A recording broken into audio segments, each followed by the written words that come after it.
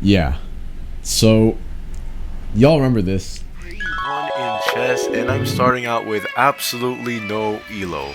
Just kidding. Well, I know it's been quite a while since day one of chess, but if I'm being completely honest, I just couldn't seem to lock in that well. I've been on chess on and off for about 6 to 7 months, and only know two openings, which are both the Sicilian Defense and the Queen's Gambit. Well, not that it's a bad thing, but I do know that I still have yet to master those two openings. I've been in a couple of tournaments, and the best place I got, which I'm not sure if it was just out of pure luck or just complete focus, was 5th place. But wait, hold on a second. That's a big time skip. Let me jump to how I actually continued after day one. So first, like any chess player would do, I would, well, play chess, right? Nah. It's not like I spent every single friggin' day on Lichess or chess.com. I had, of course, a life outside of chess. You see, chess is a really good hobby, especially for self-improvement. But because we had a lot of school tasks, well, I just couldn't seem to practice much. So basically, it was blunder after blunder after blunder. But I didn't lose hope, and neither did my chess coach. He told me that I too can become a hero. I can become better than who I am now. All I had to do was believe in myself and practice at least 5 rapid matches a day. But to me, that sounded like a complete challenge, so because of my tight schedule, I only did 2. After this, my confidence increased a lot. I was more confident with my openings and what move I would play next, and everything just felt kinda intuitive for me. I would literally immediately know what move to play, even if, well, it would be a blunder sometimes. But yeah, honestly, just being consistent was already enough for me to improve, and the same thing can be applied for anything else you guys are doing. My coach was absolutely impressed, and it came to a point where I had a draw against him. Well, he intentionally sacrificed his queen for me, but still, being able to draw against someone at his level really is something, and it really did boost my confidence. And so even if the school tasks kept piling, I was still able to find some spare time to practice my openings and play some matches too, because I was able to manage my time well. Well, not all the time, but at least I still had some practice in. So during Christmas break, this was when everything changed completely. And surprisingly, this was also when I posted my day 1 of chess, because I actually had time, which I didn't have before. Because of this, I tried to use this time as efficiently and effectively as I could. I played some matches, joined a couple of online Lichess tournaments, and watched some videos about both the Sicilian and Queen's Gambit.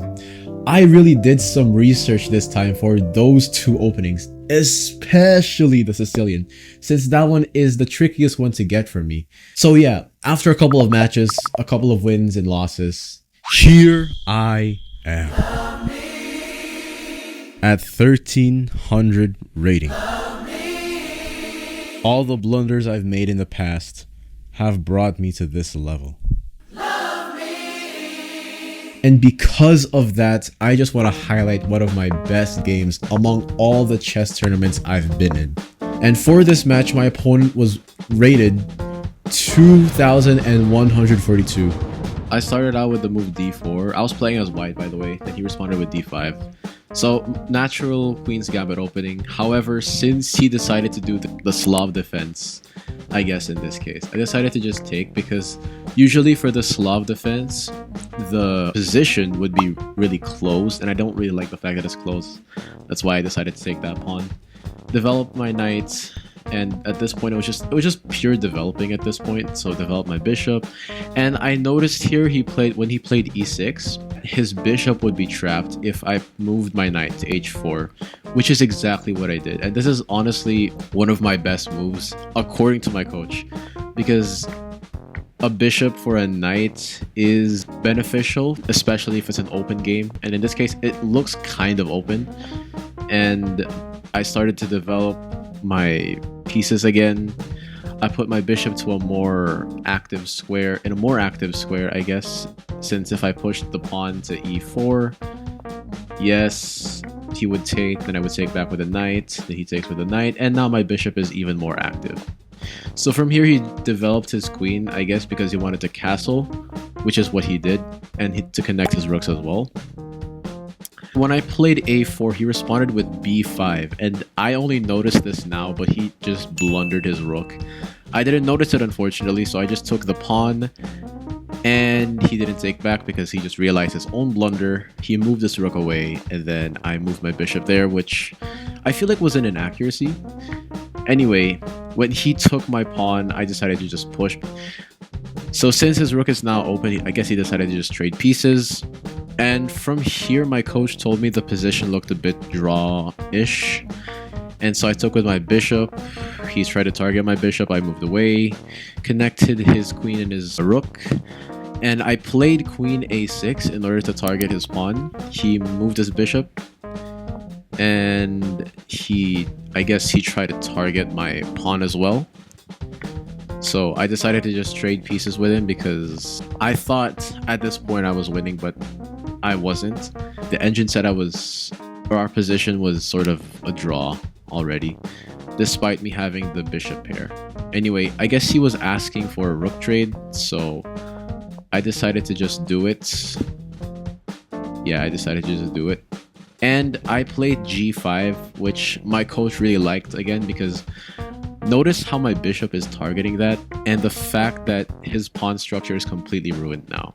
He has a double pawn, and even if my pawns aren't connected, this is still better than having a double pawn, according to my coach. So he played bishop e5.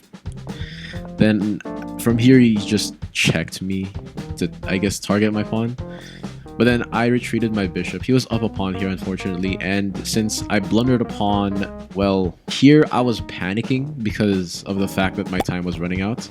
He pushed his pawn there. I decided to just push, and I checked him with my bishop, took the pawn, and he checked me. And now he forked me again. He checked me with his knight. I took his bishop. He took my bishop. I still have a bishop. I thought I was winning here. Looking at it right now, I realized this is a really drawish position. I pushed my pawn because I wanted to accept the draw, given his rating, and a draw would mean so much for me rather than a loss to this guy. So I decided to just go for the draw. I pushed my pawn again. He played knight e8. And this is where the draw happened. I played king f5. He checked me with his knight, retreated my king. I played bishop c3 to target the pawn, and when I took the pawn, it was already a draw. Okay, so what can we learn from this? Just be consistent with anything that you're trying to improve in. It doesn't just apply to chess, but anything else you're doing in life.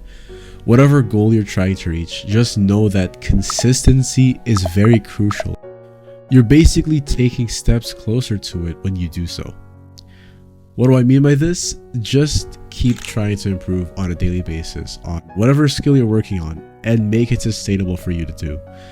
It doesn't matter if it's just 5 minutes or 3 minutes of your time, as long as that block of time is dedicated to trying to improve on a skill that you're working on. That alone can really make a big difference long term.